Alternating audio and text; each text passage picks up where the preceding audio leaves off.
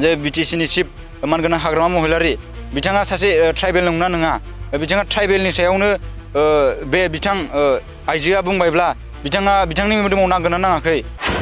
मोजां खामानि मावनो थाखाय नोंथांमोनखौ जोङो ST सिटनिफ्राय जोङो देरहाहरबाय जाहाथे जोंनि थाखानाय ट्राइबेलफोरनि थाखाय मोजां खामानि मावो नाथाय नोंथांमोना जोंनि ट्राइबेलनि मोजां खामानि मावनो नागारै जोंनि ट्राइबेलखौ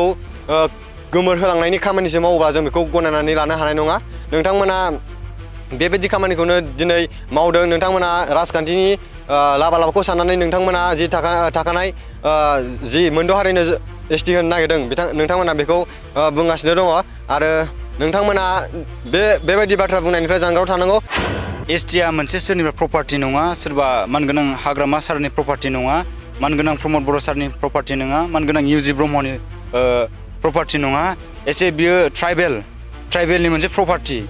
ट्राइबेलनि बे प्रपार्टिखौ NOC-खौ हरबावनो बिथाङा सोर दा बेखायनो जोङो एसे ट्राइबेल स्टुडेन्ट्स हिसाबै ट्राइबेल फरायसुलि हिसाबै जोङो जिखुनु हाबाफारि लायो बे मोनद' हारि ST होनायनि हेंथायै सोमावसारनायाव जों जेब्लायबो बाहागो लागोन सुनि प्लेट लादों गुबुन गासैबो जोंना 14टा जे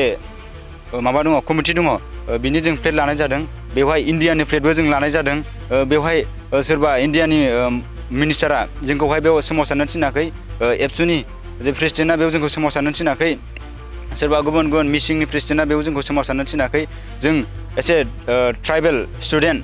जों इमोसनेल जानानै जों बेयाव सोमावसारनाय जादों मानो होनना बुङोबा जों खैफोदखौ